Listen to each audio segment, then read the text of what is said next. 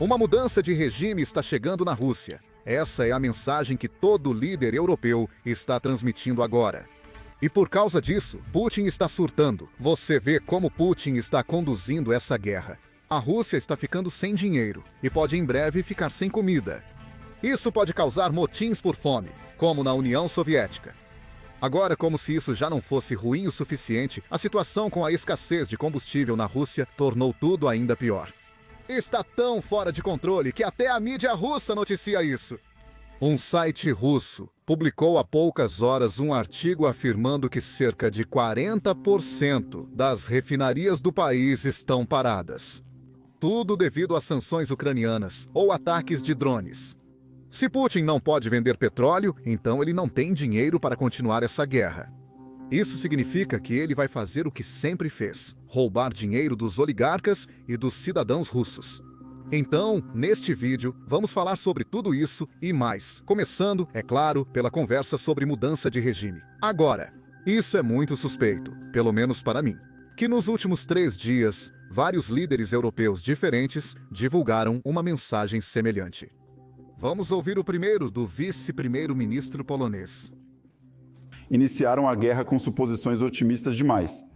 Ele achou que teria um golpe em Kiev, que levaria 3 dias, que os ucranianos o receberiam de braços abertos.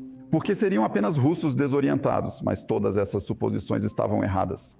E ele está atolado em uma guerra que está destruindo o futuro da Rússia, que já custou 1 milhão de mortos e feridos. E o problema é que ele não consegue admitir o erro para si mesmo nem para o povo russo. Essas guerras coloniais costumam durar cerca de 1 década. Elas só terminam quando o agressor conclui que não pode vencer. E geralmente elas são encerradas por uma equipe diferente da que as iniciou. Uau, bem, isso significa que você está falando de muitos mais anos, possivelmente, quero dizer, dependendo se você começou em 2014 ou 2022. Você fala sobre possível mudança de regime na Rússia? Bem, se você olhar para a história da Rússia, a Rússia perdeu várias guerras. A Guerra da Crimeia, a Guerra Russo-Japonesa, foi derrotada na Primeira Guerra Mundial, perdeu a invasão da Polônia em 1920, perdeu a invasão do Afeganistão e perdeu a Guerra Fria. E todas elas têm uma coisa em comum: só depois da guerra é que houve reformas na Rússia. Na verdade, as reformas só acontecem depois de uma guerra perdida. Perder a guerra para a Rússia seria ruim não só para a Ucrânia e a Europa, mas também para a própria Rússia. Em quase todos esses casos, houve mudança de regime na Rússia. Após a Guerra Russo-Japonesa, que foi encerrada, na verdade, pelo presidente dos Estados Unidos, Teddy Roosevelt. Com o Tratado de Portsmouth, Nicolau II ganhou mais 12 anos.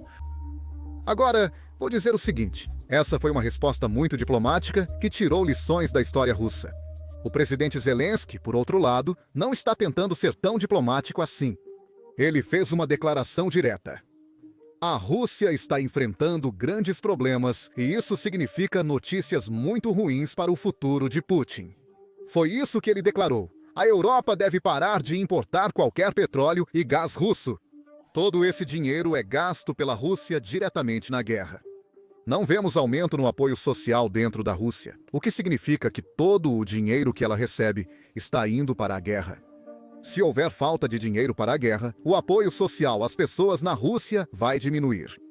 Com menos apoio social, as pessoas e a liderança russa ficarão insatisfeitas. A história mostra que a Rússia sempre mudou depois de revoltas por fome, e é exatamente isso que eles temem. Dê uma olhada nesse gráfico na sua tela. Agora, quero destacar uma coisa. Os dados de receitas de petróleo e gás dos últimos 3 anos não são oficiais. Isso porque Putin tornou ilegal que as agências russas publiquem esses números. Eles são segredo de Estado desde o início da invasão da Ucrânia. Antes disso, por algum motivo, não eram. Mas esses números são baseados em estimativas de especialistas, então eles nos dão uma boa ideia do que exatamente está acontecendo. E com base nessas estimativas, como você pode ver, a diferença entre os gastos militares russos e a receita do petróleo só continua crescendo cada vez mais. Sei que há vários motivos para isso, mas o principal são as sanções ucranianas às refinarias russas. Essas sanções estão aumentando a cada dia. E vamos entrar nos números exatos em apenas um segundo, porque eles são realmente chocantes. Mas eu quero te mostrar outra dessas sanções que chegou justamente ontem de manhã. Dá uma olhada nas consequências.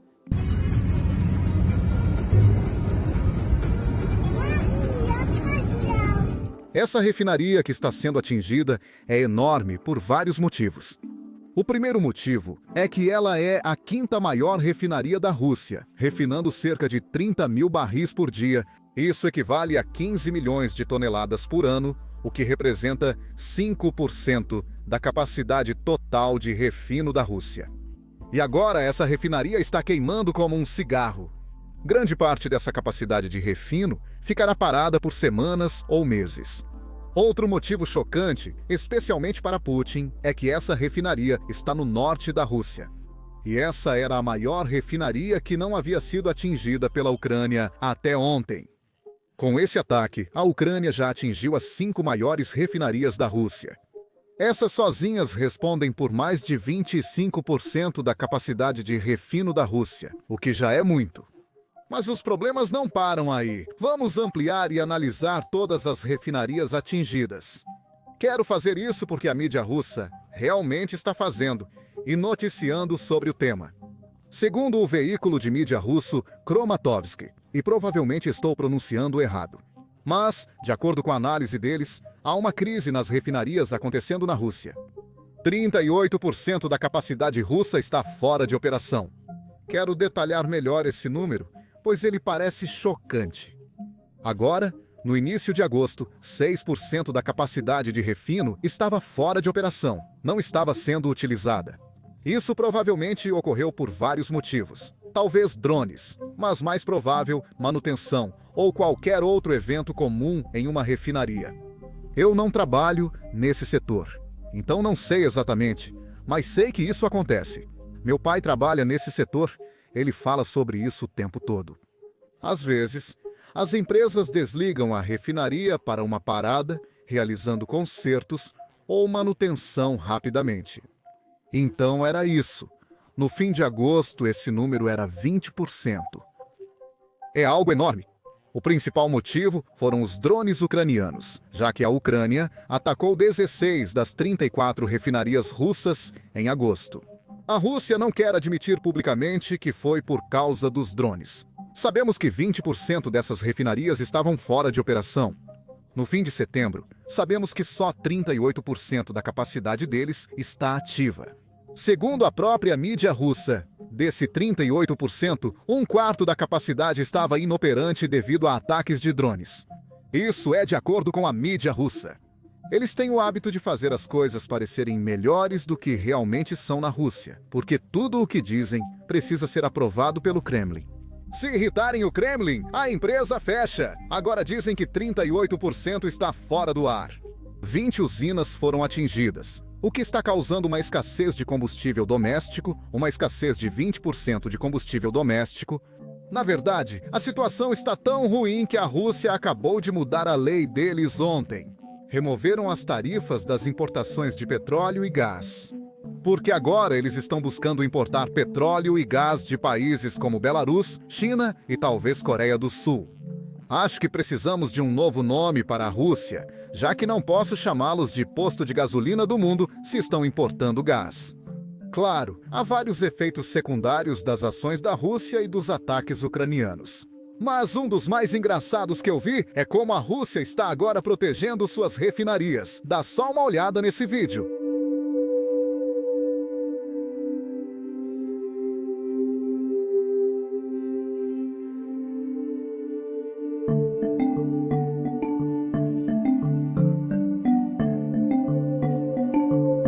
Lembram das gaiolas de proteção usadas pela Rússia no início da guerra para proteger tanques de drones ucranianos? Bem, parece que as mesmas gaiolas agora estão sendo usadas para proteger as refinarias. Até cidadãos russos riem ao ver isso passando pela refinaria. É realmente um grande simbolismo de como essa guerra está indo para Putin. Mas simbolismo é uma coisa. O real lado negativo dos ataques ucranianos é que prejudicam o bolso de Putin e afetam sua conta bancária. Isso ocorre porque a Rússia não pode mais exportar produtos de petróleo ou gás refinados como antes, nem vendê-los internamente. Nos últimos 2 meses, a exportação russa de petróleo aumentou. Isso porque o petróleo bruto é o que as refinarias usam para refiná-lo em produtos finais. Agora, como as refinarias russas estão parando, a Rússia simplesmente tem mais oferta para enviar para outros países. Mas o problema é que as margens de lucro do petróleo bruto são muito menores do que as margens de lucro dos produtos refinados do petróleo bruto. Isso mostra que os ataques não só afetam as receitas russas, eles também prejudicam os lucros da Rússia com o petróleo, um problema ainda maior. Nós não sabemos os números exatos porque, segundo Putin, são segredos de Estado. Mas podemos ver que as coisas estão piores este ano do que nos últimos 2 anos por causa do quanto o governo russo está pegando emprestado. E isso é algo que é público, então vamos dar uma olhada nisso. Na sua tela, há um gráfico mostrando quanto o governo russo tomou emprestado por ano desde o início da invasão. Ou talvez eu deva chamar de operação militar especial. Dá para ver que 2025 já começou com tudo. Já pegaram mais empréstimos em 2025 e ainda falta um trimestre. À medida que os ataques ucranianos ficam cada vez mais intensos, o governo russo vai ter que pegar cada vez mais dinheiro emprestado. Só hoje, na verdade, eles venderam títulos no valor de 230 bilhões de rublos, o que equivale a cerca de 3 milhões de dólares. Então, realmente não é muito. Nos próximos dias, eles vão ter que pegar cada vez mais dinheiro emprestado. A pergunta é clara: quem está comprando títulos russos? Especialmente do jeito que essa guerra está indo, e especialmente do jeito que a situação do Putin está agora. Não são investidores estrangeiros nem cidadãos russos. São bancos estatais na Rússia que estão sendo obrigados a comprar títulos bancários russos. Na Rússia há uma regra simples: mantenha Putin feliz para manter seu negócio. E eles estão seguindo essa regra. Isso só mostra o quanto o governo russo é dependente das receitas do petróleo. Na verdade, não só o governo russo, mas toda a economia russa. Isso significa que quanto mais pressão colocarmos justamente nessa parte da Rússia, maior será o impacto em todo o resto. Soldados na linha de frente e empresas que produzem para o exército russo deixarão de receber salários e pagamentos. Eles vão parar de produzir, então as armas nas linhas de frente vão acabar. Você vence uma guerra pela logística, e a logística da Rússia tem um ponto fraco muito grande, que é a indústria de petróleo deles. De fato, é uma economia baseada no petróleo, o que agora está criando problemas consideráveis para Putin. Os ucranianos conseguem atingir importantes refinarias de petróleo russas com drones, causando grande impacto na economia da Rússia. Você vê essas filas agora nos postos de gasolina. Se isso acontecesse nos Estados Unidos, haveria uma revolução. Se não consegue abastecer, 1976 se repetiria. Mas na Rússia, até agora, eles conseguiram lidar com isso. Desculpe. Não quis te interromper em casa enquanto estava na água quente. O YouTube fez um anúncio impressionante. Está pagando 64 milhões de dólares por dia aos criadores. Por quê? Porque o YouTube não tem criadores suficientes. É por isso que você vê vídeos na sua página inicial com menos de 1000 visualizações, como este aqui. Claro que isso não quer dizer que todos devam criar um canal. Se você já pensou em criar um canal no YouTube, especialmente sem mostrar o rosto, este é o momento ideal.